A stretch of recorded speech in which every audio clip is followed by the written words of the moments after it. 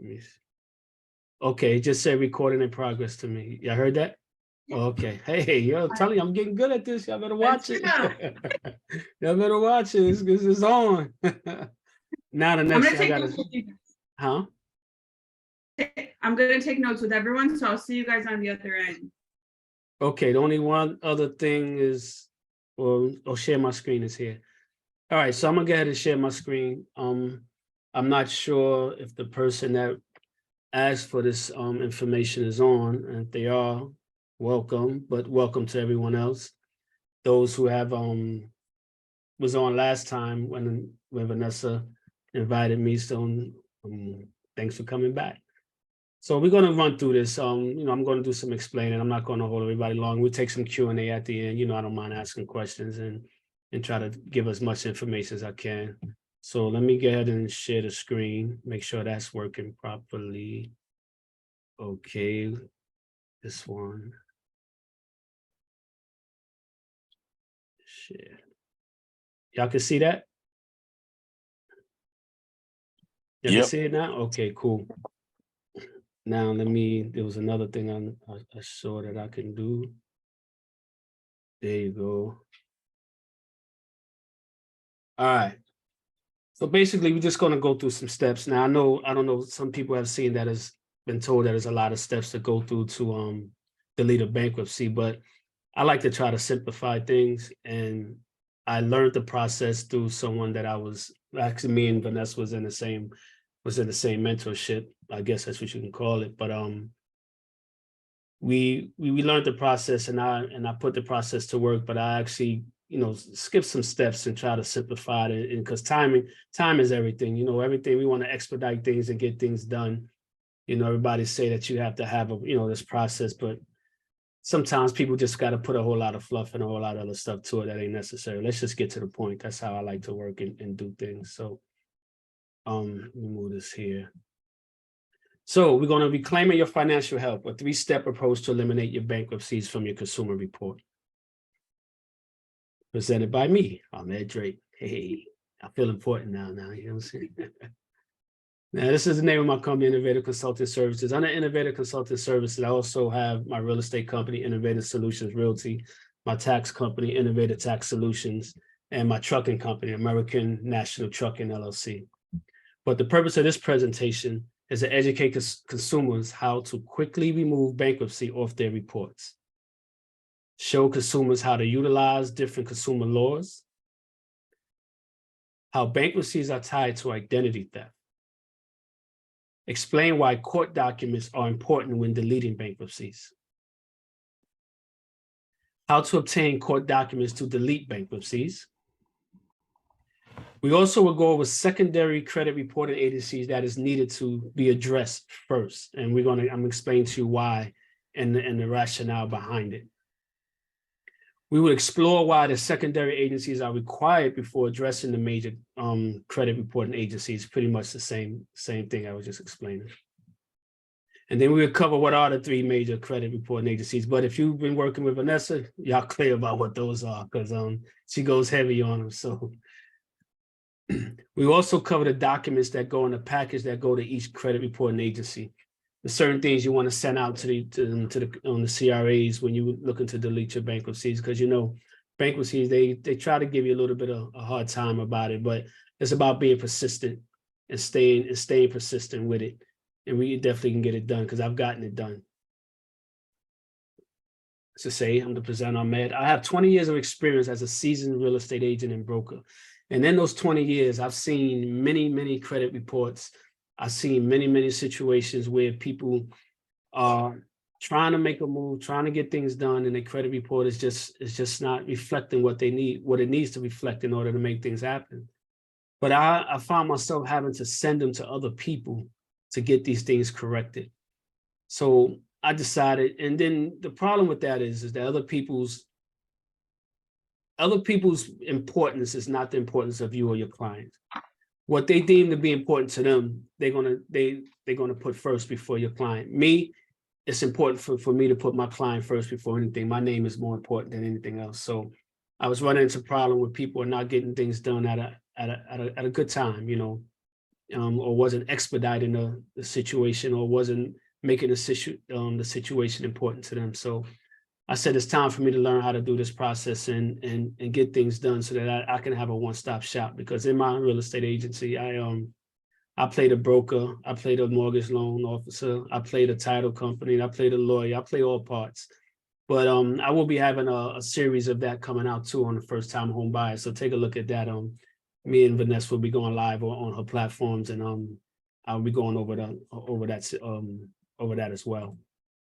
Now, I filed bankruptcy back in 2000, and I did not use my credit for over 10 years, maybe longer. Now, the reason being is I was told I was uninformed, and I was uninformed as to what I could do, being told that there was nothing I can do. So I did nothing.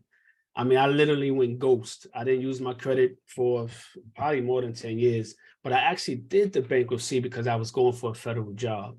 And when you go for a federal job, you know, they do check your credit report. So I had to do a bankruptcy because I had some things going on.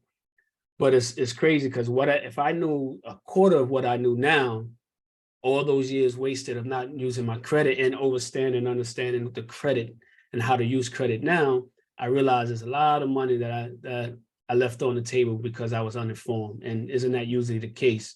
You be uninformed, you do the best you can do, but when you know better, you do better. My mission is to empower individuals, financial stability, and ensure everyone has a fair chance at home ownership and generational wealth. I am passionate about educating clients on the importance of maintaining a strong credit profile in real estate transactions. You'll be surprised that a lot of people don't understand just how important that profile is, and how the difference between maybe a 3% or a 9% would be based on that profile. I have witnessed how clients with excellent credit scores enjoy major benefits. I made it my mission to educate the consumer. Being that I've witnessed that, and I saw where you have some who have some knowledge, or just happen to got lucky and have a good credit score and a good credit profile, the benefits and how easy it was to transition them into a home than the ones that didn't. But it also came with a mindset that I realized. The mindset of those who credit was not so good, their mindset and their thought process wasn't what was needed in order to make this transition into home ownership.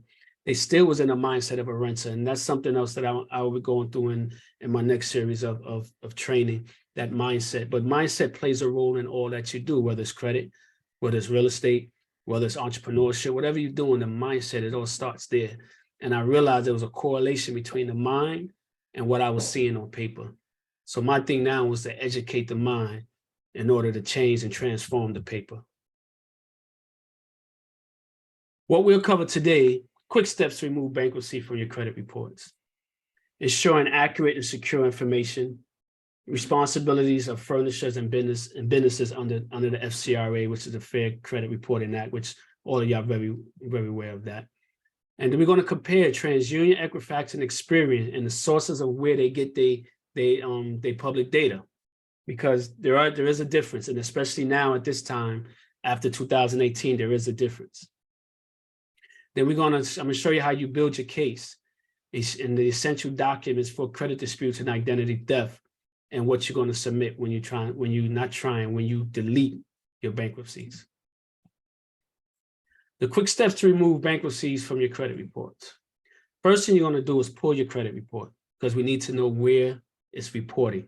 Sometimes it can report on Equifax, but not on TransUnion. Sometimes we report on all three, sometimes only reporting on two. So we need to identify where it's at first. And once we identify that, then we go to the next step of what we have to do. Now, this is where the documentation becomes important. Now, it's before others teach that what you should do is dispute the bankruptcy with the three major credit agencies in order to find out where it's being reported and where they're getting the information from. I kind of expedited that, because the one thing that we're definitely going to need is the court letter, because the one thing they're going to say is that it's from the original creditor. So if it came from the court, that's the original creditor. And when you send a letter to the court asking if they do report to the credit agencies, they will let you know, no, that they don't. they don't report. And I'm going to actually show you a letter that, oh, wow, I don't know if I got a chance to redact it, but hopefully I can show you a letter to that comes from the court.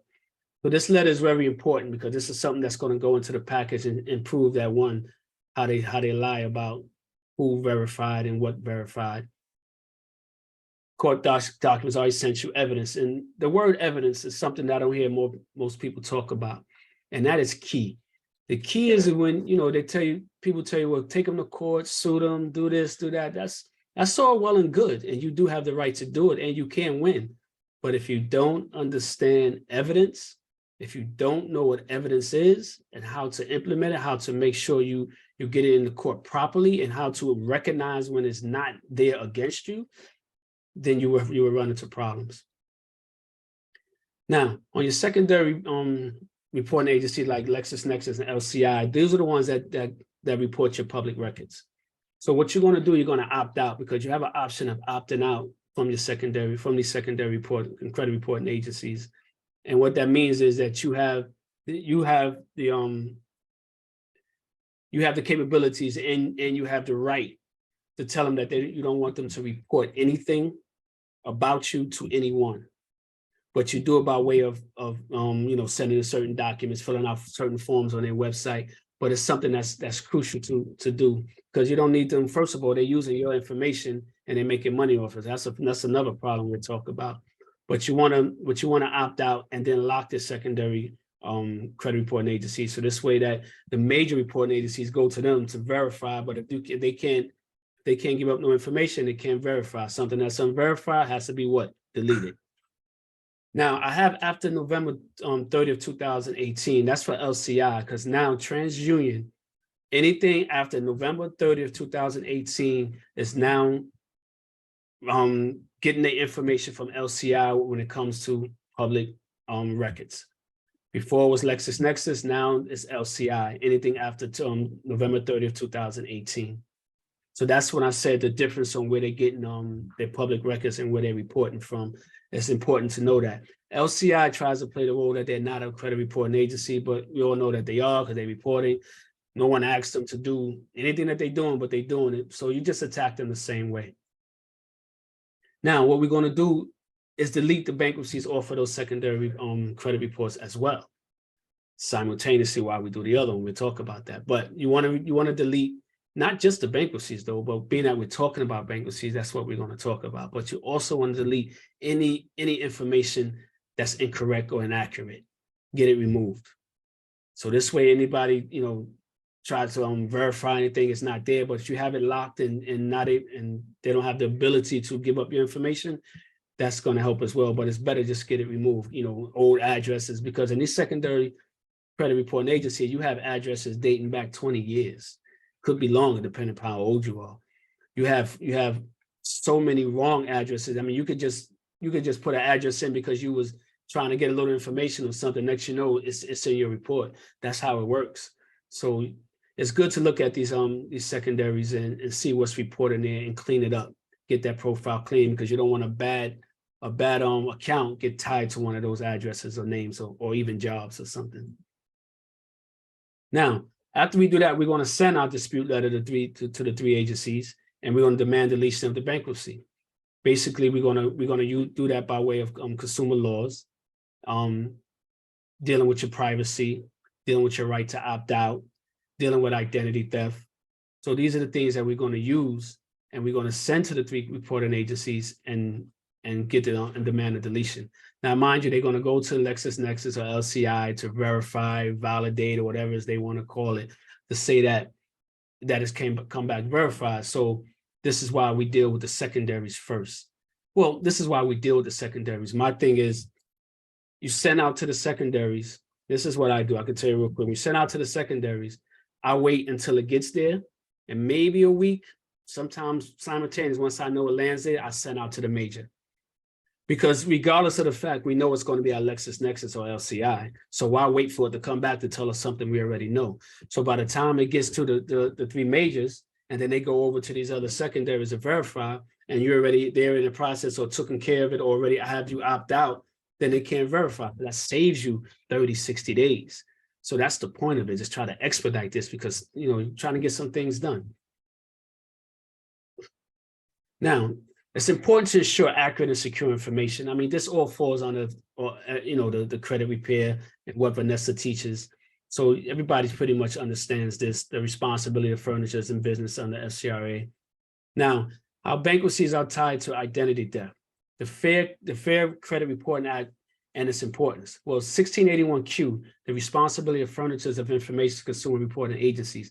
I'm not going to go into a whole bunch of, you know, the whole breakdown of all these different laws, because you get a lot of this training with Vanessa, so there's no need to rehash it.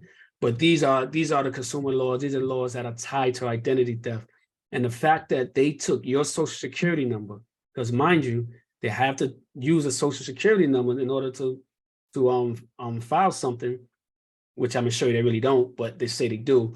But you never gave them authorization to do that.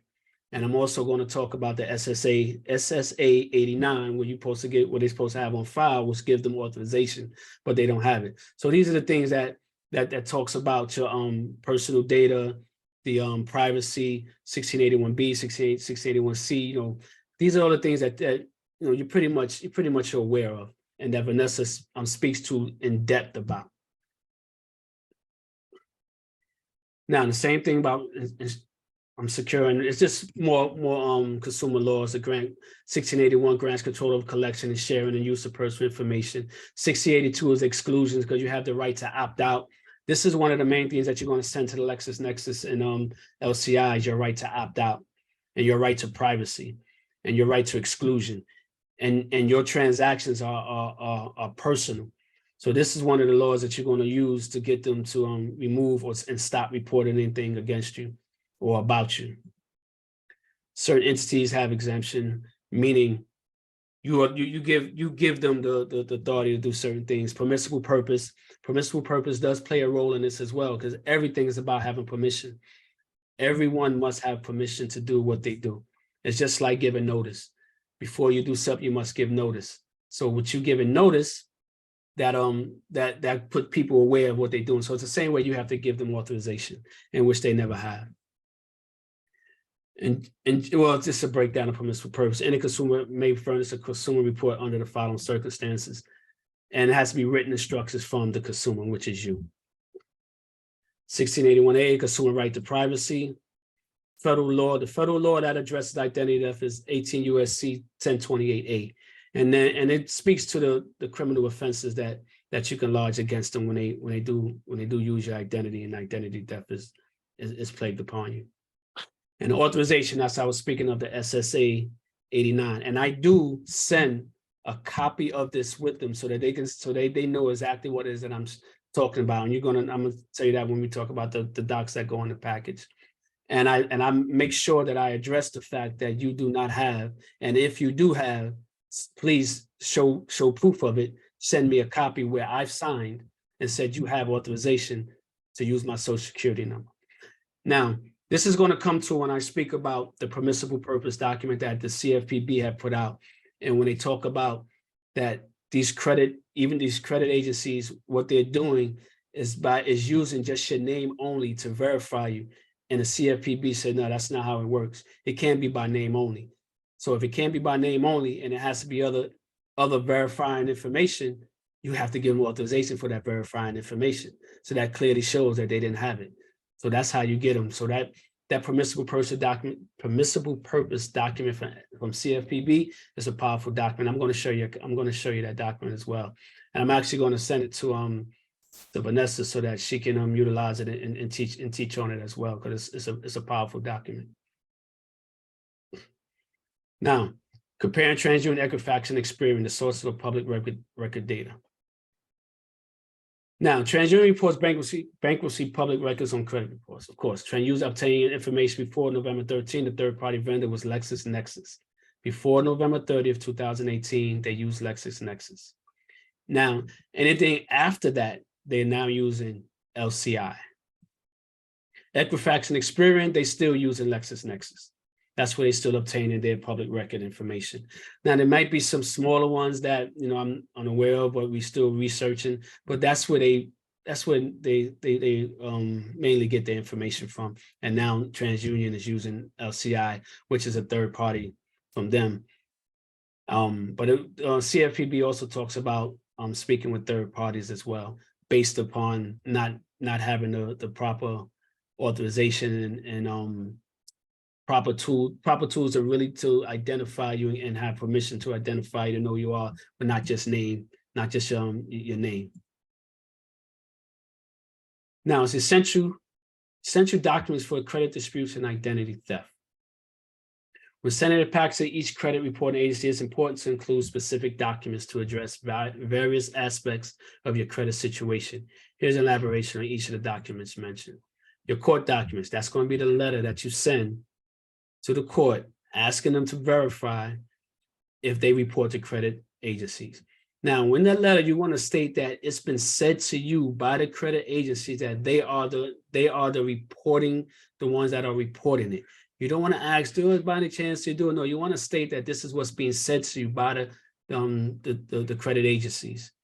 And then they're going to write back and say, no, we don't do it. They may have in there say, well, it can be reported and all that, but that has nothing, but it definitely expresses emphatically that they do not report to any credit agencies. Now, is it public record? Yes, it's public record, but it's public record for those who wants to know, to go when they have your permission. If they run your credit and you gave permissible purpose, they want to find out, let them go find out. It's not the job of LexisNexis or LCI to take it upon themselves and then share that information and then charge by sharing that information. And you don't even reap the benefits of them using your information. How does that work? Well, we're going to send out our dispute letter for the bankruptcy afterwards to the three, well, we're actually going to send it to the secondaries and to the three reported major credit agencies. You're going to do an identity theft report. So you go to identity.gov and you're going to fill out a report. That report is going to be in the package that you're going to send to the all the credit agencies, the second and the major. You're going to send your driver's license because identity. You're going to send proof of address. You can a utility bill, bank statement. I would never send a bank statement. They don't need to know that, but a utility bill, anything like that that has your address on it. And sometimes the driver's license can be used as an address because it has your address on it, and you can use your passport as the ID. Social Security card. Lately, they've been saying that they want the Social Security card because they want to prove that this is you. So that's further proof that they need to have this in order to have authority to do things, right? Because they're asking for it to make sure it's you. So how is it that you're asking for it now when I'm disputing something, but you're not asking for it before you put this on my credit report, on my consumer report? And so it shows the hypocrisy that they do. Just sometimes you just got to fall back and don't get emotional. Just listen to what they're saying, and they'll tell you how they're screwing up, and you just got to use it against them. By including these documents in the package sent to each credit reporting agency, you are providing comprehensive information and evidence to support your case. There go that word evidence again. Now, the other thing that I do with every document that I send, I notarize it. Reason being, I don't sign it though, but I do notarize it. Reason being, a notarized document is proof and is true and actual factual evidence that can be submitted in court. This is what you want to have. So if you ever have to go to court, if you ever have to, fight the case in court or whatever the case, you want to make sure that your evidence is true evidence. They don't come with true evidence, but yours being notarized, it's the top of the list. It's the top of the food chain when it comes to evidence. So basically, it's real simple. It's a three-step process. And what we covered today was very simple, quick steps to remove your bankruptcy from your credit reports, ensuring accurate and secure information, and the responsibility of furnitures and businesses under the FCRA to report accurate information, comparing TransUnion, Equifax, and Experian and the sources of public record data. Building your case. It's important that you build your case. It's essential that your documents, your essential documents for credit disputes and identity theft. So it's important that you have these documents in line, the ducks in a row, notarized, and in. Some don't notarize. That's just me. I know the rules of evidence. So my thing is, I'd rather have the decks stacked in my favor than not in my favor. Quick summary, this educational guide aims to empower consumers by providing them with information on efficiently removing bankruptcy from their credit reports. The content focuses on guiding individuals on utilizing various consumer laws and understanding the connection between bankruptcies and identity theft. It emphasizes the importance of court documents and the process of deleting bankruptcies and offers guidance on obtaining these documents. The guide also emphasizes addressing secondary credit reporting agencies before tackling major credit reporting agency CRAs. It provides insight into major CRAs and outlines the necessary documents to include in the package sent to each credit reporting agency for removing bankruptcies. Overall, this comprehensive resource equips consumers with the knowledge and tools to navigate the process of eliminating bankruptcies from the credit reports effectively. Little different additional information and resources. You can check LCI and the address, and this is where you can go and send your disputes and get things deleted from the secondaries. You all know about TransUnion. I'll give you, these are the addresses for TransUnion, Experian, Equifax. Now, there's one other thing that I want to talk about, the CFPB. When you're doing your disputes, just like any other dispute, if you're doing your third one, second one, really your third one, because it's doing the administrative process, what you want to do is do at least 3 letters. Hopefully you can get things done in 1 or 2. I've gotten a bankruptcy done in the second letter. I've gotten 2 bankruptcies done in the second letter, 3 bankruptcies done in the third letter. The first letter was the setup, but that was the actually even the learning process for me, because I changed the letters up of what I wanted to say. And identitytheft.gov, and this is the CFPB that you can file your complaint when these consumer reporting agencies want to play like they don't have to follow the law. Final thoughts. In conclusion, this educational guide serves as a valuable resource for consumers seeking to remove bankruptcies from their credit reports. By providing this information, I hope that on consumer laws and the connection between bankruptcies and identity theft, it empowers individuals to take control of their financial reputation. I know this wasn't a long presentation, it wasn't meant to be long, but it's meant to be direct, straight to the point, to get results. The guide highlights the significance of court documents, offers guidance on obtaining them, recognizing their crucial role in the process of deleting bankruptcies. Additionally, it emphasized the importance of addressing secondary credit reporting agencies before approaching major credit reporting agencies, ensuring a systematic approach to the removal process.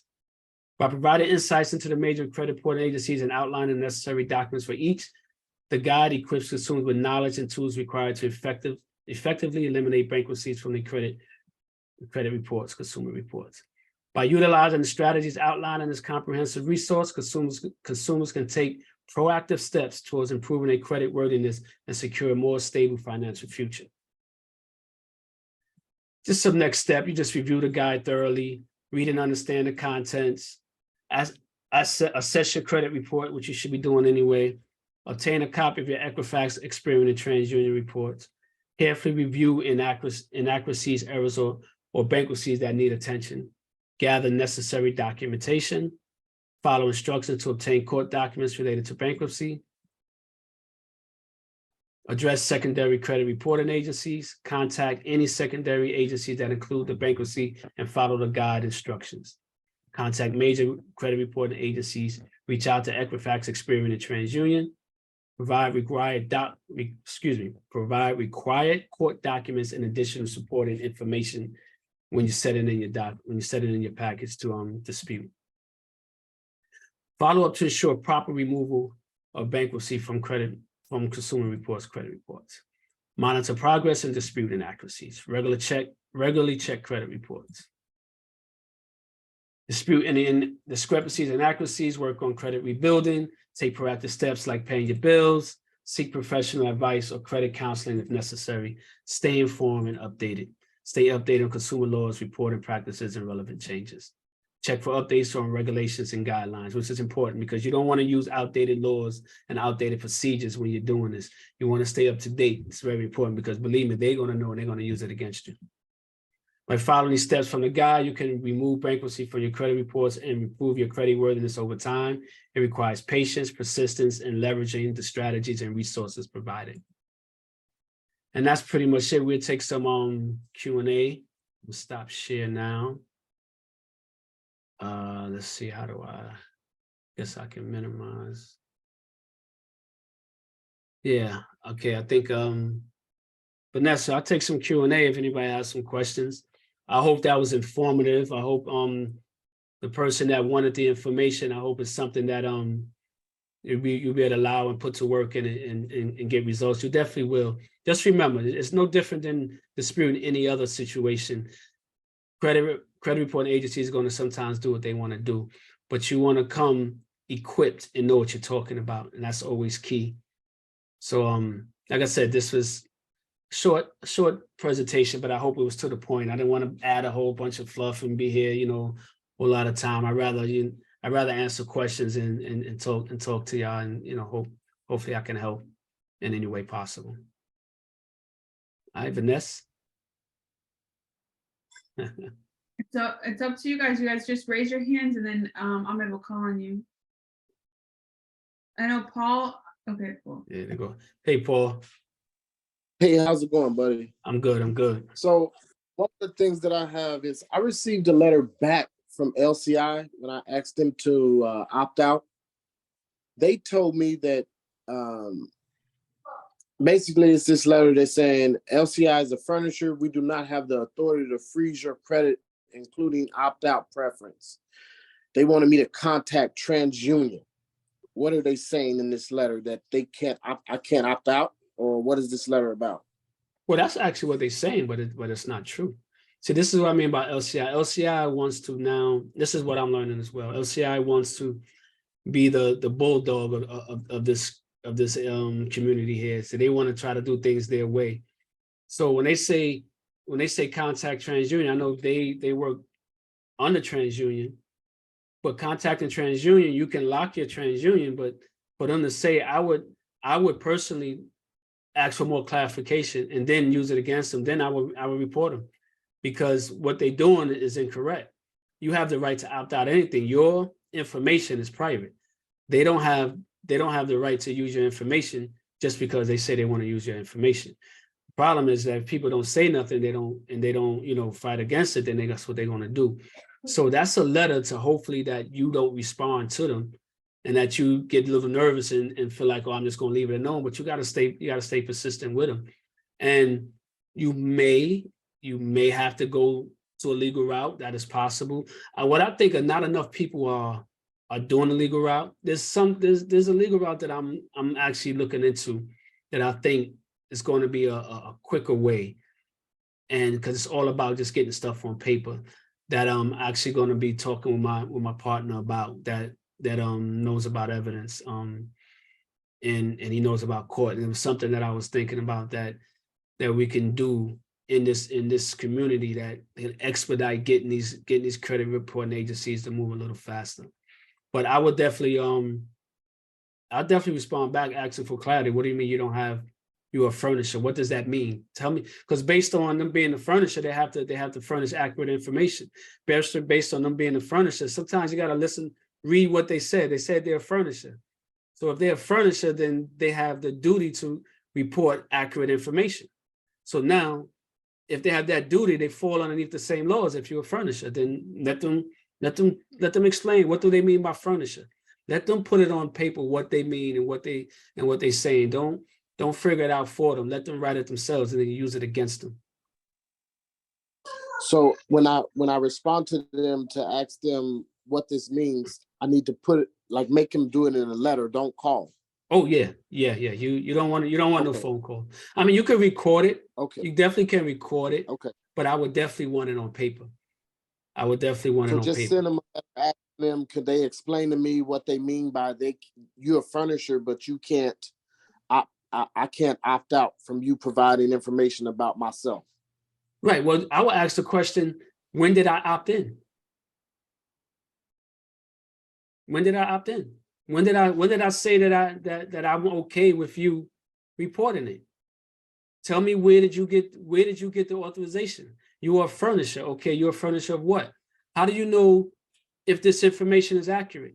What information did you use that was accurate? What would you just use my name? My name is not enough to say that that's me. So I didn't give you no authorization to pull any social security. So you got to make them answer these questions. Make them say what gives them the right. They're a furnisher. Okay, I could be a furnisher. So what does that mean? You know what I'm saying? But you're definitely gonna have to challenge them. But you definitely the key would be to get them to put something on paper that you can utilize against them. Because when they start writing on paper and you read it, sometimes you got to read it 2-3 times. They're going to tell you your answer. Most of the time we read stuff and we want to find an answer outside of the paper that's given to you. But if you read it closely enough, they give you the answer. And you just rewrite it and flip it back on them and use their words against them.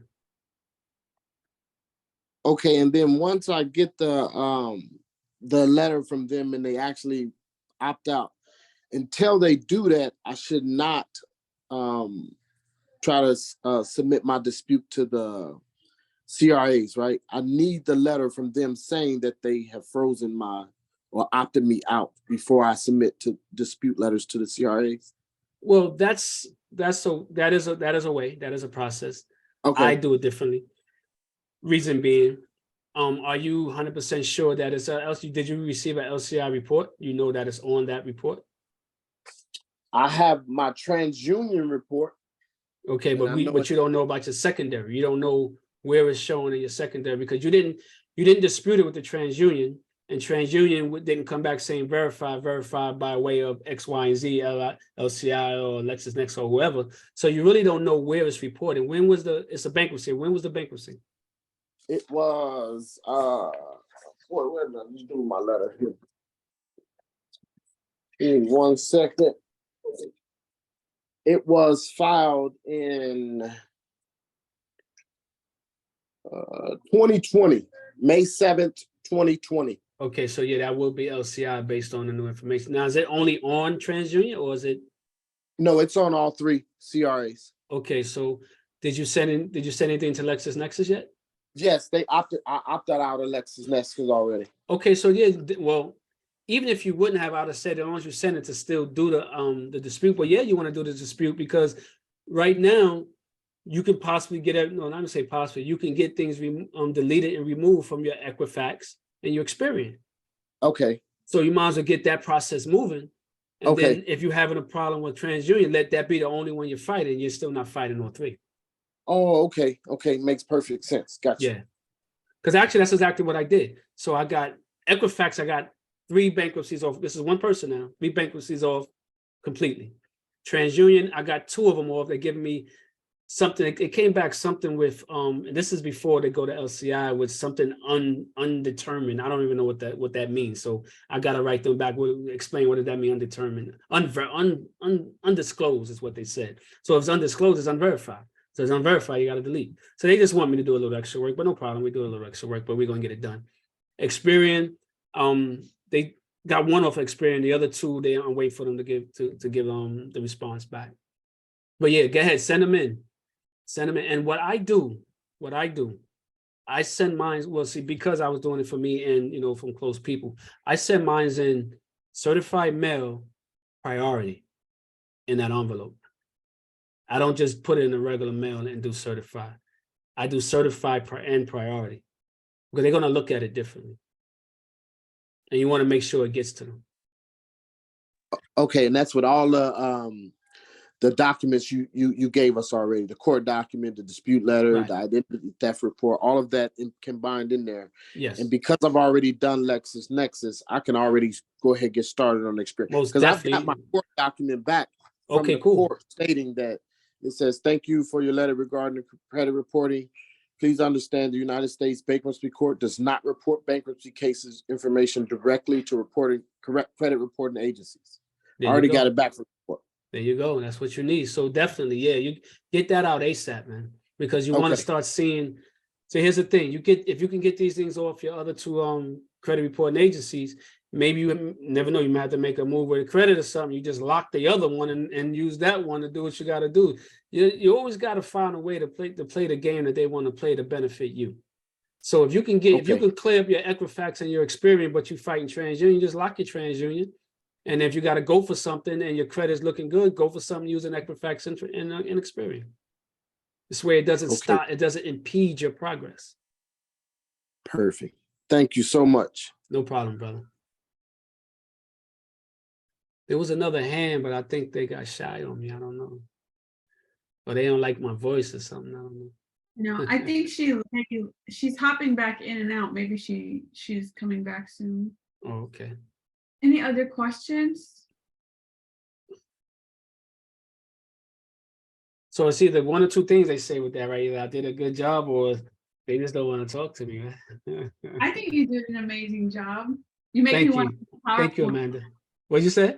As per always. Thank you. What you say, Vanessa, make you want to do what? I said you made me want to make PowerPoints now when I host the call. See, I did that. I said, watch me show her something. Let me show her something. Because I know she'd be talking about me, so let me show her something. Yeah. Yeah, I use the software. I'll tell you about it. Okay. Are you open to talking about any other topics than bankruptcy, like anything real estate or brokering and those? I mean, I'm here. If they want to have some questions, I don't have no problem answering questions. I mean, Okay, now that she said that, Can I ask one more bankruptcy question though? go ahead. Yes, sir. Okay, sorry about that, Joe. No, you good. You good. Go ahead. Okay, with the identity theft report for the bankruptcy, is it the same as like a normal one? I mean, is it any different one when I go to that site? Is it specifically for bankruptcy? I'm just No. asking before I start filling it out. No different than what I'm quite sure Vanessa taught you. No different. Fill out the same one. If you look in the credit repair guide that I just created, the newest one that's in notes and resources, there's a page on there that will show you how to create an FTC report. Okay, perfect. I And just was actually, making sure. I used her exact same format when I did mine. Okay, perfect. See, it's all about teamwork. And then instead of putting collections or whatever it would be in the title of what it is, you would just put whatever it's reporting as, like the bankruptcy's reporting. Bankruptcy court. Yeah, you put bankruptcy court. Yes. And mind you, remember one thing, when you do your letters, make sure that you put you write down the court case number. Make sure you highlight the court case number. I'm going to give you another gem. When you write in these letters, you want to get it to a person. Make it like a rainbow. Color it up. If you see letters, my letters is colored up all different type of ways. I apologize. I got caught up and I didn't redact some information on. I want to show you the different letters, but we can do that another time, no problem. But Vanessa, I send it to Vanessa. She can always share it with y'all. That's not a problem. But my thing is like a rainbow. I got every colors in the crayon on my paper. I barely got black on my paper. Everything got some type of color. Yeah, My thing. Vanessa gave us that gem already. Okay, cool. I'm not surprised. This is where I learned it from. Not surprised. But yeah, it works. It definitely works. It definitely works. But these bankruptcies is see, me being in real estate and people going through foreclosures and stuff like that, they file bankruptcies in order to try to save their home. And they, it wipes out everything. You could do a bankruptcy and no matter if you put one creditor there, it goes to all creditors and it wipes them out. Yeah, so that's why it's important for me to know how to get these things removed. So to get them back on track right away, because as I'm helping them, maybe doing a short sale, maybe doing whatever it is with their property, I want to also put them back in good standing so that they can make another move. So once, my thing is once people understand that this is not a permanent thing. See, I didn't know, like I said, I was ghost. When I say ghost, I didn't use I think they thought I was dead. I didn't use my thing for easy 10. No, it had to be longer. Yeah, easy, about almost 12, 13 years that I didn't even think about it. And then after 13 years, I thought about it, but I didn't make a move probably for another 4 years. So I'm close to 20 years. I didn't touch it. I didn't do nothing. I didn't even think about it. But see, part of that was because we was educated wrong about credit. And as I was educating myself about credit, I realized I'm playing this game wrong. Playing this game so wrong. So yeah, I had to get back in the game and and get things moving, get things done right. Hey Amanda, how are you? Good. Yeah, that's a good question. So, the question I have, what, like, if we were in that predicament to actually want to file one, the different chapters, which is preferable? Well, you got the 13, 11, and the 7. The 7 is when you want to wipe out all your debts. You want to wipe them out, right? I'm going to answer your question. I just want to give a breakdown with just in case somebody doesn't know the difference. The 13 is when you want to reorganize and get a payment structure. Now, the 11 is actually the same thing, but what most people don't know about the 11, they say only businesses can do it, but it's not true. You can do it as an individual as well. Now, the thing about the 11 is you control the creditors, meaning you the one that states what you're going to pay to the creditors. You don't have a trustee. You're the trustee. You can name your trustee with the 11. Most people don't know about that. So what I would say is more preferable is the 11. Have to get more knowledge on it. Most people do a 13. If you're doing a chapter 13, you're trying to just reorganize and you do the chapter 13, you get a payment plan and you pay it. It's going to cost you because the trustee want to make his money. But you do a 13 and it's to reorganize your debt. If you're just trying to wipe it out, for me, something I would say, hey, just wipe it out. Start over. So after 2 years, you can get a mortgage.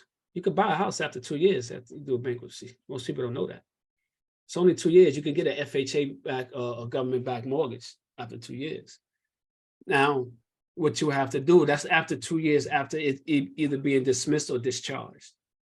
So if your debt is really crazy and you're really hurting, that's what it's there for. Now, I can do a bankruptcy course, and I may do it with a partner of mine that knows bankruptcy heavy. He's actually on this call that knows bankruptcy heavy. That I was thinking about doing a course on that because knowing the different routes that you can go down and the different ways you can protect yourself. But see, we are taught that you should feel bad about a bankruptcy, but if you look at these companies, they file it all day long. Use the tools that's given to you. Just know that if you're doing it on your personal, on your social, it's gonna bang you. It's gonna bang you hard too. But you can recoup from it. So now that you have the tools to get the bankruptcy off, you can recoup it much faster because now you got the credit rebuilding, the Tomos and the I don't know, I forgot the other ones, Vanessa, but the other ones that you can use and you can immediately start rebuilding your credit back. So it's not as a taboo as it was before because we got more knowledge on how to do it. And hopefully after today, I gave you even more knowledge that you can utilize in order to make that move. So if you got to do it, do it. You know what I'm saying? Just know you're doing it with a purpose to get yourself somewhere and not doing. See, that goes back to mindset again. Some people do it because they just want to do it because they don't want to pay nothing. That's a broke thinking mindset. Some people do it because they ran into a situation, they want to be able to reorganize and start over. That's not a broke thinking mindset. That's a person using the tools to put themselves in a position to be able to move them forward to do something else because this just didn't work and it happens. For any reason, it could be for many reasons.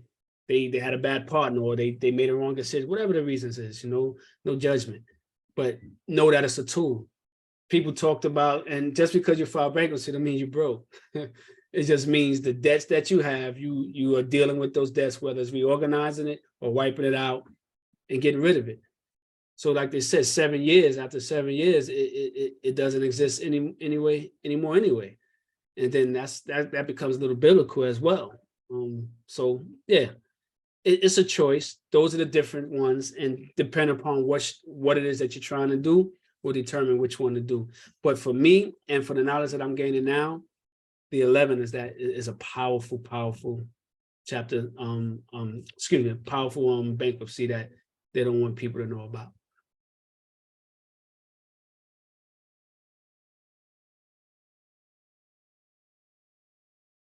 Thank you so much. Giovanni, did you have a question still?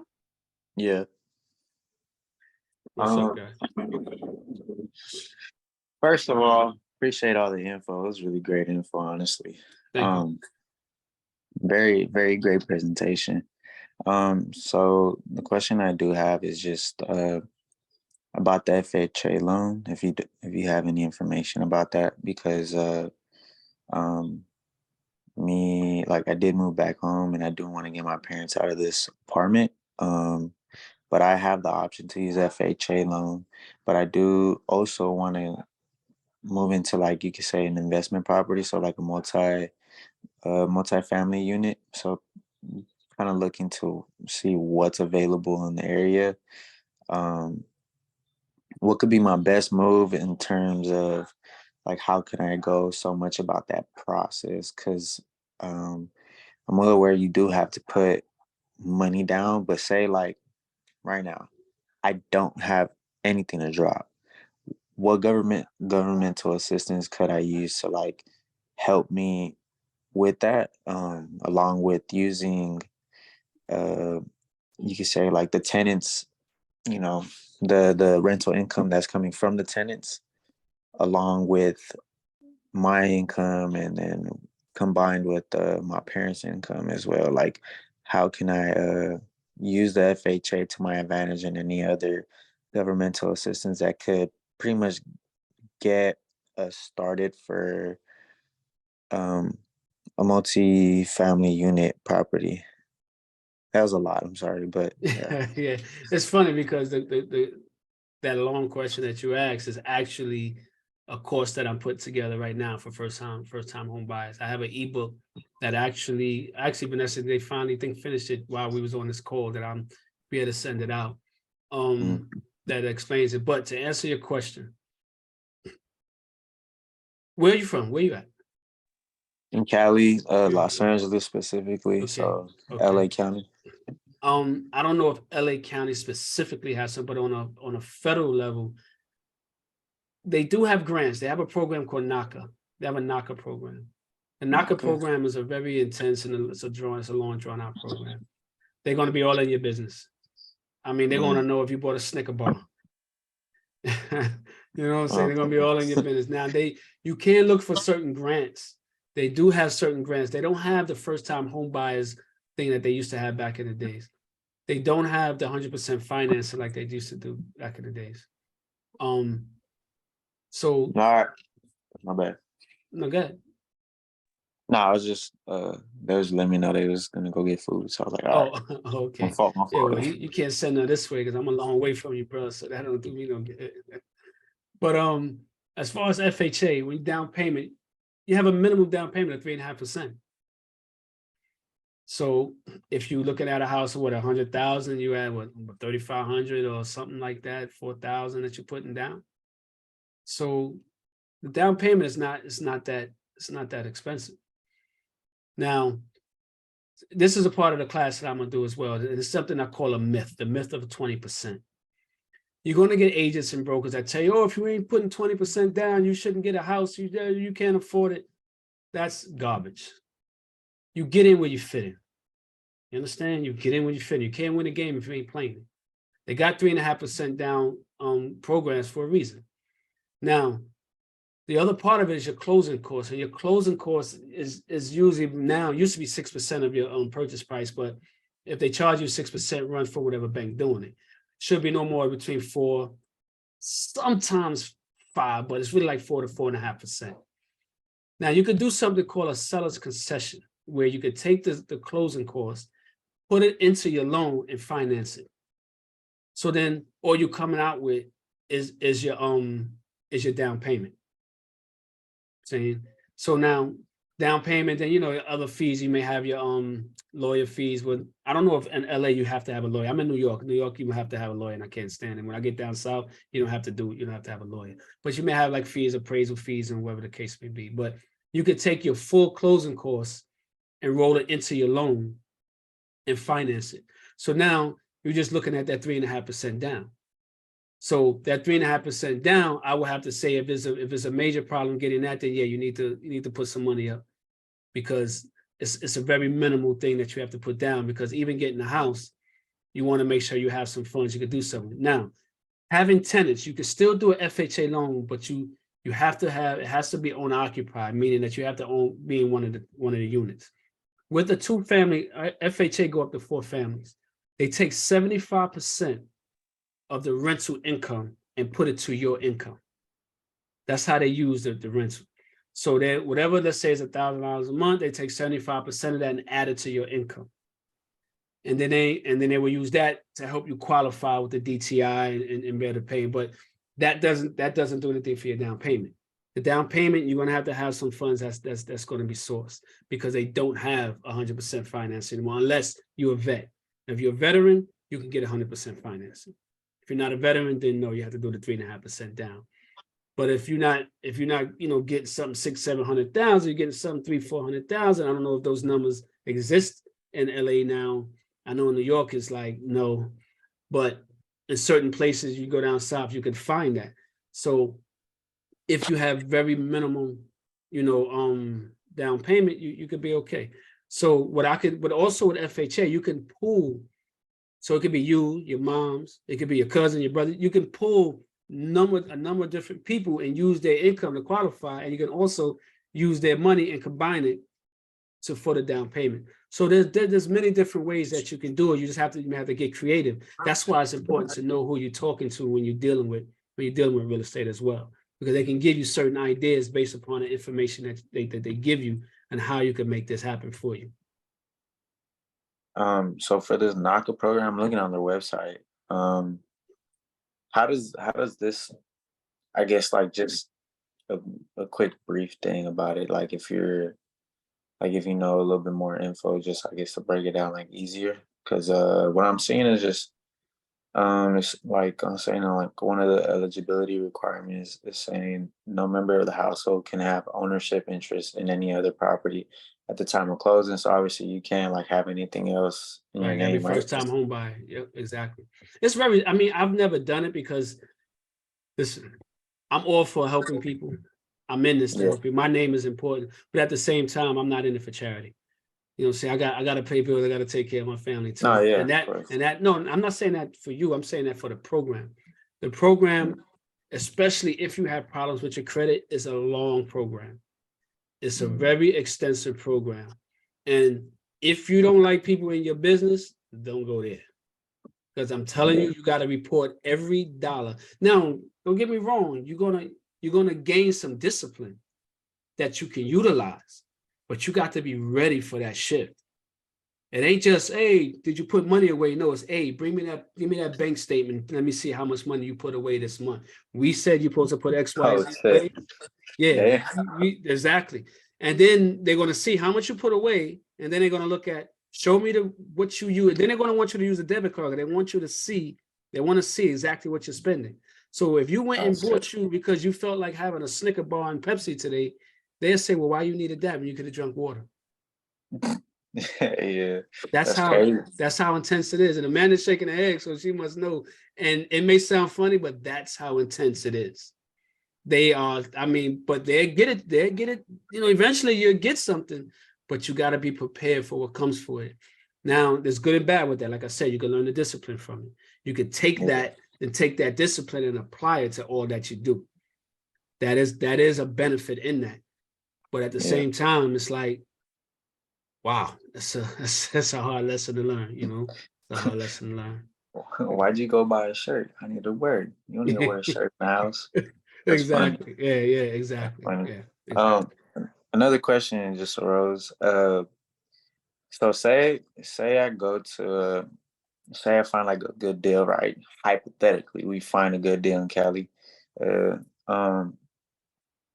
And I try to, I've seen and heard people doing like the Section 8 thing.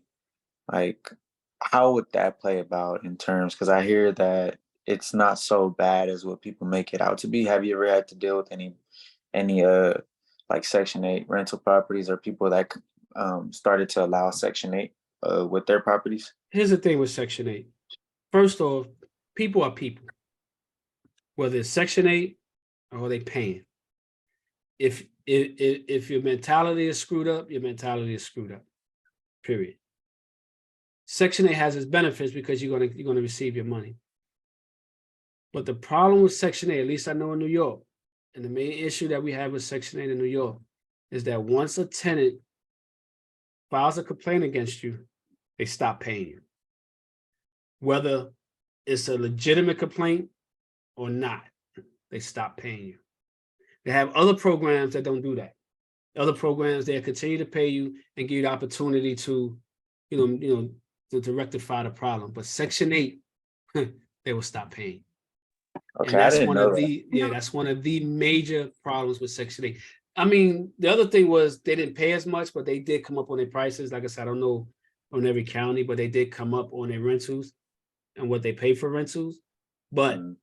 if somebody files a complaint, no matter how small it is, the chances are of your payments being stopped are 90+%. And Yeah, that's crazy. I want to add to that, in California, it's not as strict.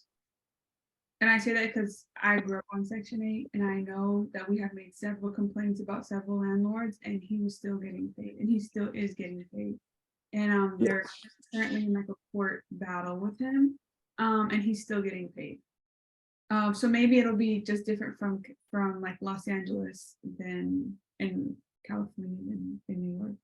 But I know they are more flexible in California. And I worked for County of Los Angeles in the public housing department for 4 years. They will still get their money. They do not care what is going on there. But yeah, I just wanted to add that. Okay, yeah, like I said, I don't know about different counties, but yeah, New I York. know New York is strict. What? New York is crazy. Yeah, that's the major problem. Hey, sweetie. Hello, I got a question. I Do you got know an anything answer. about, okay, do you know anything about HELOC? Yes, I do. What you want to know? A little bit about it. I'm thinking about it because I need to fix my home Mhm. and I need to know how to go about doing it. Well, it's the same thing as same process as a refi, but I would say to you, do a HELOC before you do a refi. Reason being, the HELOC, it's a home equity line of credit for those who don't know what that stands for. Is that, let's say you got $100,000, you don't pay interest you only pay interest on what you use. So if you say you got $100,000, you only use 10,000, you pay interest on that 10,000. And as you pay it off, you can use it again. If you do a refi, you just get that money one time. Once it's gone, and you're paying on it for 30, whatever plus years. So that is the way to go if you're going to do it. Now, usually the major banks do HELOC. You can find like LendingTree online. There's some online banks. Credit union, there are some credit unions that do HELOCs, and their interest rates are pretty decent too. You can look into credit unions. But the Chases, the Wells Fargos, the Citibanks, the Citizens banks, I don't know exactly where you at. But you can go, and if you have a local bank, you can check your local bank. Where you from? Where you at? I'm in Alabama. Alabama. I belong to a credit union. They don't do it.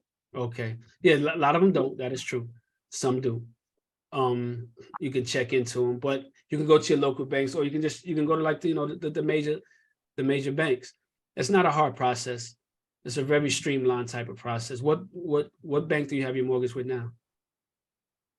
I have no mortgage. Oh, well, that's great. Good job. So they have no problem giving you money. I wanted to go through my credit union because I bank with them and I've been with them for a while. Right. And I'm sure I could have got what I wanted, but they don't provide.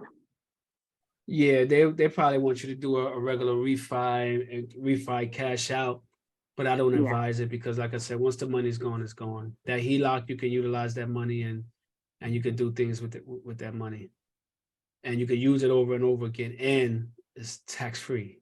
It's tax free. Right. Thank you. No problem.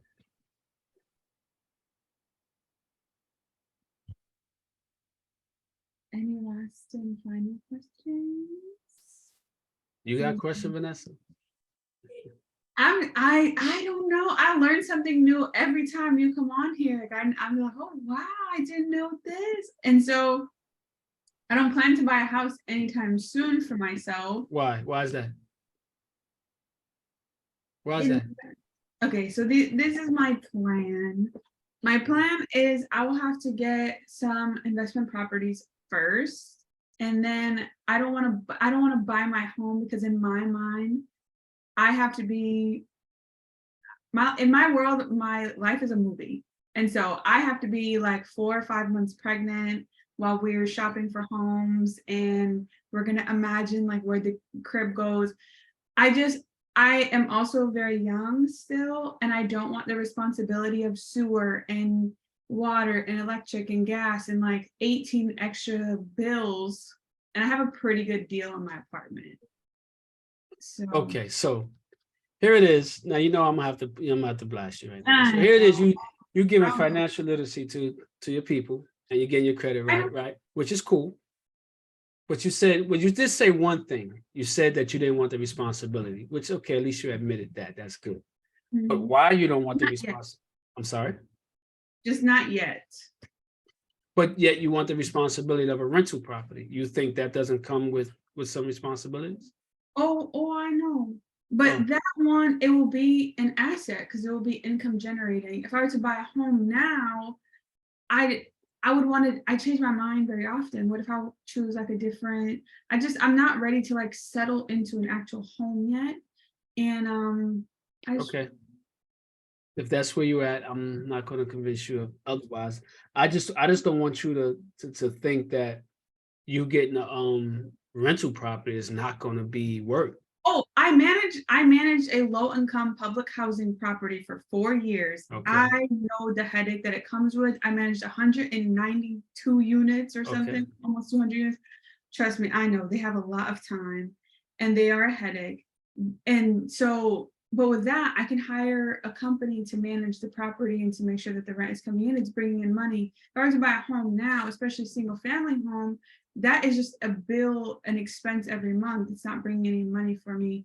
And I live in Los Angeles, like 15 minutes from the airport. My entire family is all over here. The closest, most affordable home is not even like less than 500K. And that's like a fixer upper. So like buying a property, $500,000 property as my first property now is not like ideal for me because it's going to require like a lot of fixing upping.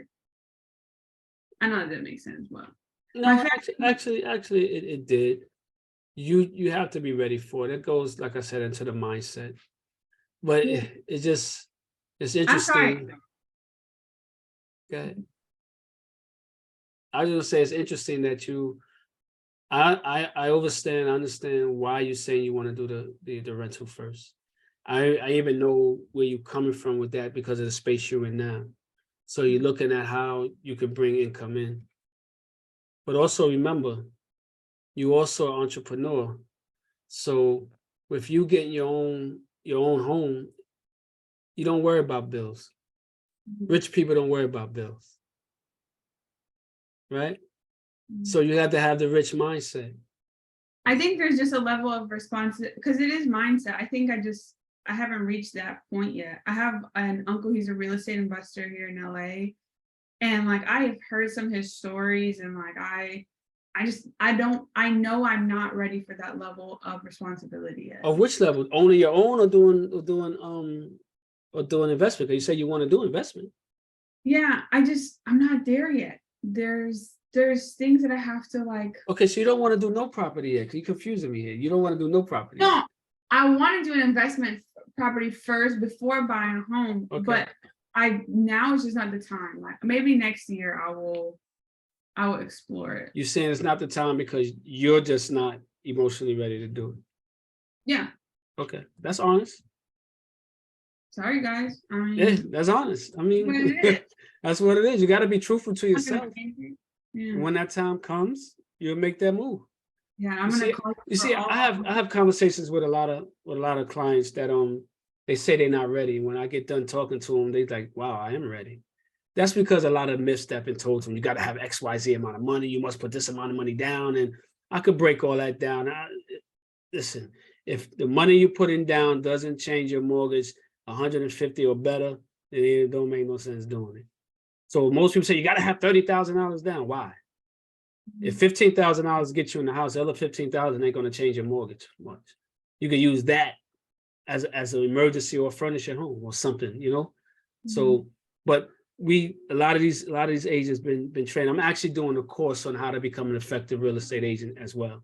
I'm putting that course together as well now too, because there's a lot of things that I see and I hear people say. A lot of people don't understand how to get creative to make things happen as well. And one of the major things that's go for anybody that's looking to do anything that's dealing with people. And one of the main topics of my course is going to be shut up. Most people don't know how to shut up. Just listen to your client, because they're going to tell you what they want and what they need. A client don't care about what you did or what you have and all these accolades. Its bottom line is, what can you do for me? That's all it boils down to. What can you do for me? See? So talking to you and listening to you, my thing would be, if you're not mentally ready yet, but you get it. So you're different from other people. So you get it. So you know when you're ready to pull the trigger, you know how you're going to pull the trigger. You just want to be mentally ready to pull that trigger, so that as long as you don't stay in that fantasy world about, I'm going to be 4 months pregnant and looking for and the great husband on my side, and I'm going to be looking for the great white picket fence house. As long as you leave that, you leave that fantasy alone. But it's good to, it's good to have dreams, but You always bring so much reality to all my dreams. I think it's the time, and I want to be irresponsible for now. I want to travel for 6 months at a time and go live in a rooftop like loft somewhere for a year. And like, there's just things I want to do first. Buying a home for me is like my family, when I'm ready for my family. When you're selling it down, but that's fair. But see, that's okay, and that's why you do the investment, so that investment could pay for those things. But that's okay. See, I can still make some money with you. We go find your investment property. Yeah, that's what I said. I don't have questions now, but when I do, you're gonna get so sick of me. I can imagine. It's all right though. You trust me. You can't. Well, let me not say that, because there's some things that just happen that make you like, wow, I've got to put that in the files, because people do some crazy things, man. I'll tell you. I bet, especially in New York. We're in New York and California, so that I feel like that's where we find them. The two crazy. Look, everything starts in California. Everything starts in California. All the nuts come, all the nut crazy stuff come out of California. Crazy laws, all types of stuff start there. So yeah, you're correct. Yeah. But I think Shamika has her hands up too. Oh, I'm sorry. Hey, Shamika. Hi. Thank you for both saying my name right. Thank you. Said it right. So mine is with it's a charge-off question that I have. So it's with Bank of America. So this charge-off is since 2017, and it still shows on my report. And I have gotten like 2 other ones taken off, but I'm just having the hardest time with BOA to get it off. Is it for a large amount? No, it's like $335. Okay, so you said 2017. Now it's 2023, so it's like 6 years old. So it should be a little bit easier to get it taken off. How have you disputed it before? So, okay, now I think that, so I had someone else doing my credit. It went from, they did the whole identity theft thing. Yeah, so they went through that, and then I ended up getting like a lot of my stuff taken off that way. And then after that, whatever didn't fall off, he was sending letters. And because of that, because I was reading over the letters, he was using the consumer laws to do everything. But every time BOA was coming back saying that it's verified. Yeah. Did you guys ever ask how and what they used to verify?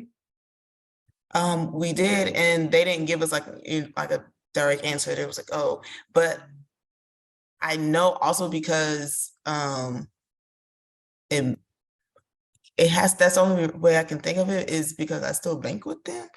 But So if you look at 15 USC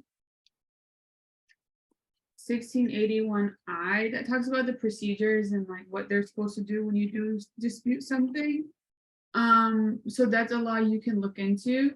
And then you said that you guys also alleged identity theft. Now, whether it's true or not, 1681C-2 requires them to block and delete any information within 4 days if you allege identity theft. And then 18 USC 1028A is like it's like details like what identity theft is. And so as long as you allege it, then you use 1681C-2 to require them to block and delete. So if you send them a letter and you say, hey, I let you know that this was identity theft. Here's a copy of the identity theft report that we submitted. I allowed you this time because in 1681I, it allows them 30 days to investigate and to provide you a response. And they're supposed to detail what they what that response is. And then you tell them like, hey, this is what we did, this is what happened, this is what you're violating. Because I already alleged the debt, you need to immediately block and delete this. You have 10 business days.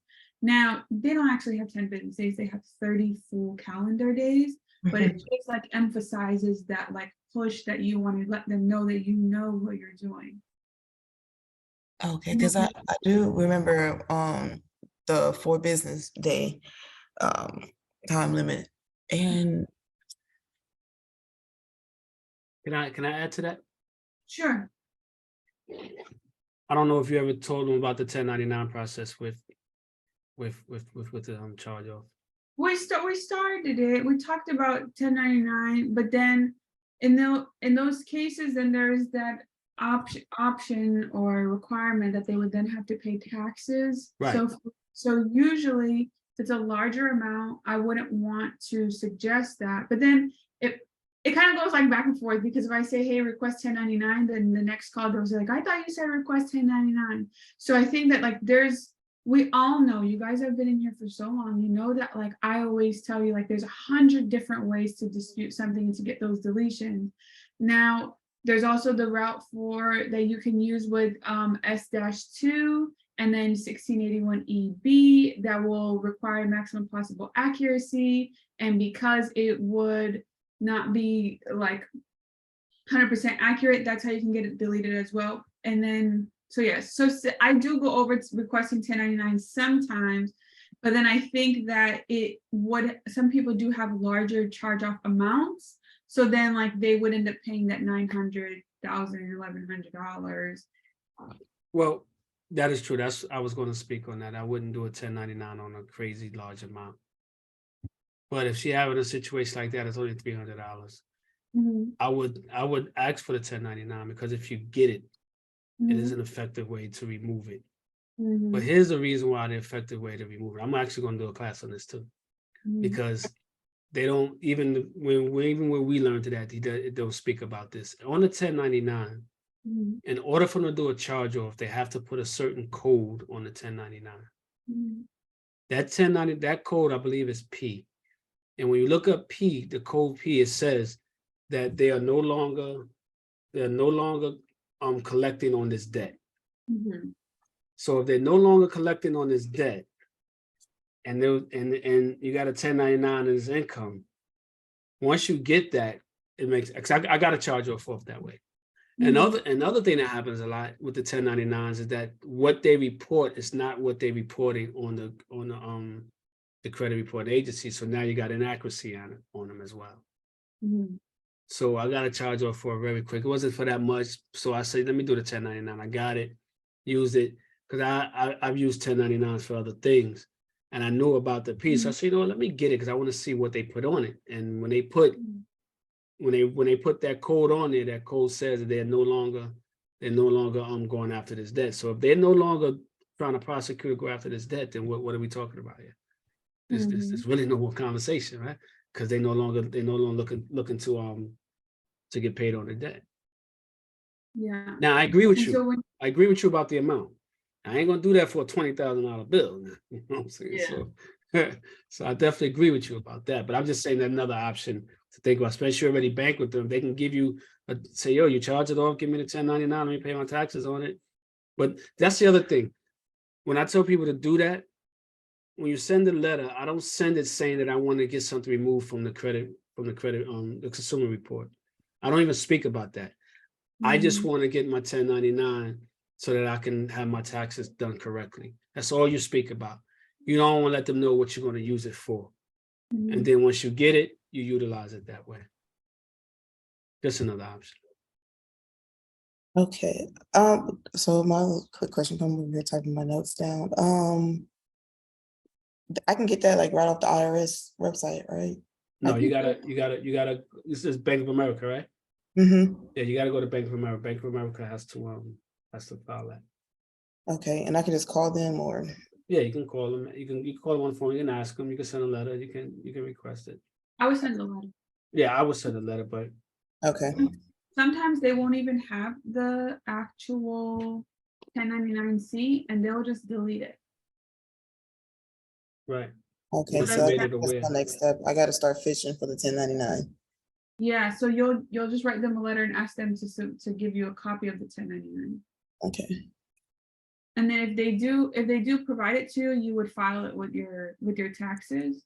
And because you can't file debt as income, the debt would become income. And because the debt would be income, that can't be on your report because your income cannot be on the consumer report.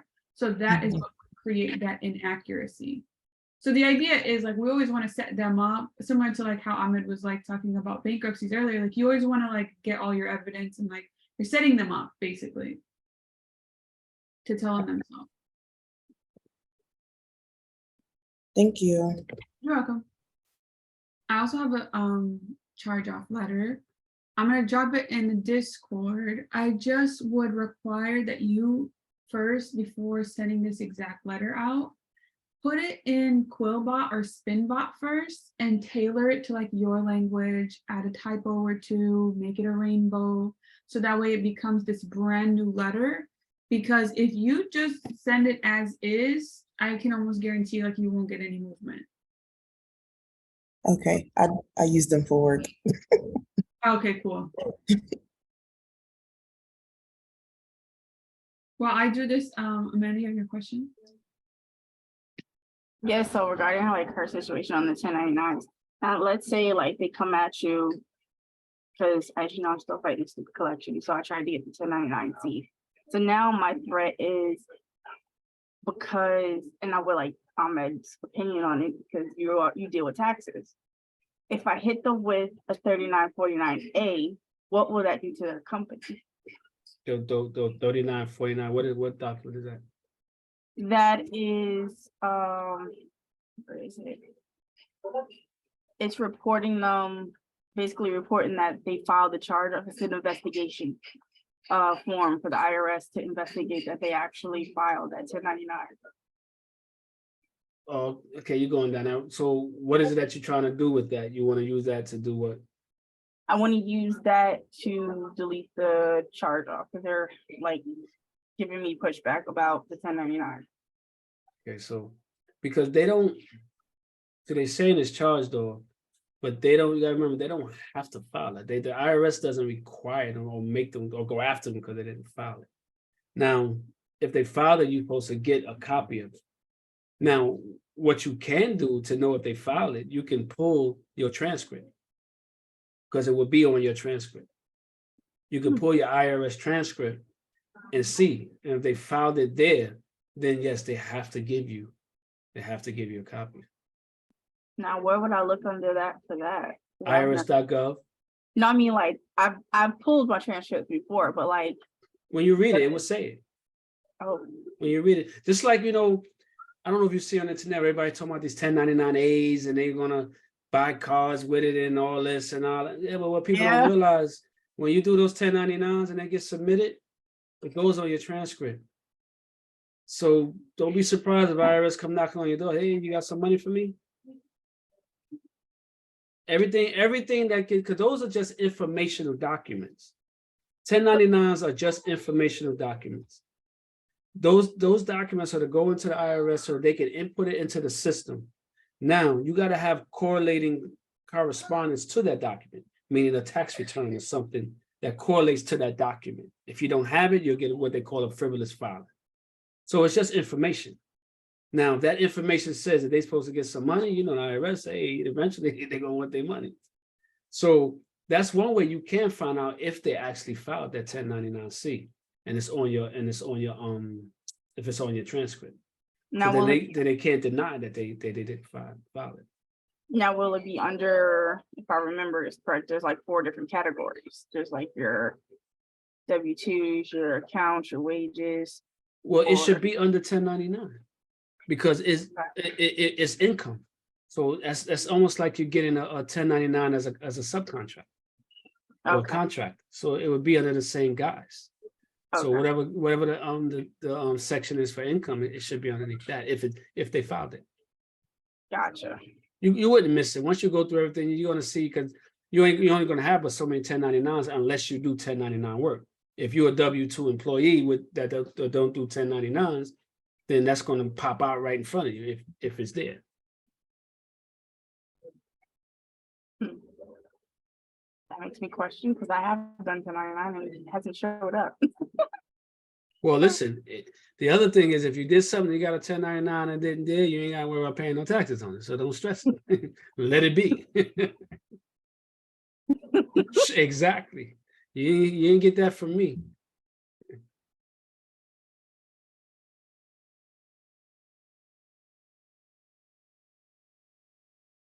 I hope that answered that. What are you doing, Vanessa? How we looking? Sending this, I put the letter in the Discord for you, Shamika, in the notes and resources tab. And I just put like a couple of notes because I know sometimes when people are not on the call, then they read it. I don't want it to be confusing for them later. Right. Are there any more questions? This is a great call. I'm really excited. I can't wait to read about it because there's a lot of information. Thank you. Real quick, I'm gonna appreciate you for all the info. Vanessa, I do have a question. Yeah. So like for my next step on creating the email, there's a new email to send to the the CFPB. The letter that I would make, it's pretty much this time I'm saying identity fraud, right? Wait, okay, one sec. So we're not sending them an email. So let me go back to the messages that you that I have. What I meant was like creating a new email and then like sending them a letter. Oh, creating a new email account. Yeah. For the CFPB. I thought you were talking about like we're sending them an email. Yeah, my fault. But yeah, like this time I'd be stating identity fraud, right? Well, you have to give me more detail because like my mind is crazy. So pretty much because they never responded. Like they didn't respond to, like I didn't get any response from the complaint that I had did. So at this point, since it's been past the 30 days. So if I said anything about identity theft, it was probably in regard to something that you had said, and that would have created the opportunity to allege identity theft. So before I say yes, I just want to get more information as to why I would have said identity theft. Okay, so I have some. I create like arguments for everything, so I want to know what we were talking about so I can answer it again. Just that's all good. You're taking notes because like I'll be forgetting what I say 2 minutes later. It's all good. So from the very first time, I don't know, if you remember. But I have submitted letters to the 3 credit bureaus using CFPB, trying to get my deletions. Well, the 2 accounts, the I believe it's credit card. Yeah, it's 2 credit cards. Trying to get those deleted, and an inquiry. The only thing that was supposedly deleted was the inquiry, but they only sent that in a letter, Mhm. and everything else is still there. But it still shows on the CFPB that the letters I submitted through there are still open and they haven't responded. So from last time, what was said is that okay, like we've seen what you have said is that we've seen that if you create a new email and you submit it through there, and I guess I don't know if I would send like the same letter, or at that point, pretty much You state put round, you would put round 2 on there. round 2. Uh-huh. And then I showed you how to title those letters in notes and resources. Okay. And that information on how to title those letters is also in that guide that I made. All right, for sure. I just kind of just wanted to touch up on it before. I remember saying identity theft, but I know that there was like a loophole that we figured out. So that's why I want to figure out why we did that. Because I don't remember why I said it. But there was some information that you shared that I was like, okay, so if this happens and this happens this way, then you can allege identity theft. Mhm. So that I need to know what you have said that made me say that. Dang, I don't even remember. I think it was just like if they were to Was this last respond. week? Yeah, I think it was just like if they were to have responded, like still verifying that the charges are mine, then at that point I think is when we would state identity fraud, right? Was this last week? On the 20th? Mhm. Yeah. It was a Wednesday Uh, Whenever the last call was. with Anton Yeah. No. It wasn't with Anton. It was the one before that. on the 16th.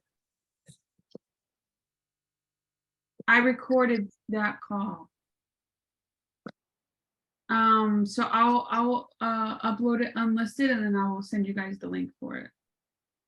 Okay. And you said in notes and resources, which one would I be looking at? The FCRA, For what?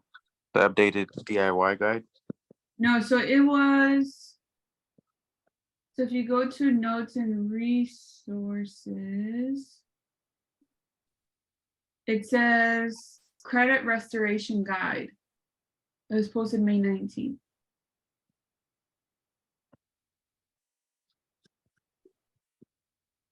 And so how to submit on CFPB, how to submit your identity theft report, Okay, yeah. how to That's it. title the letters, all that stuff. I put it in there. How to create the letter. There's videos in there too for you. Okay, for sure. I get nervous saying like, yeah, do identity theft because like just willy-nilly, because remember there was someone on the call one week and she like went and created a whole police report and like that's falsifying evidence. You can actually get arrested. So I'm extremely careful with my words. I don't want to just say like go allege identity theft just willy-nilly. There was an angle that we were working and I just don't remember what the angle was because I don't remember what it was. Now you're good. Before I had like, Because I told you, I'm not billing nobody out. This is just information. now you good.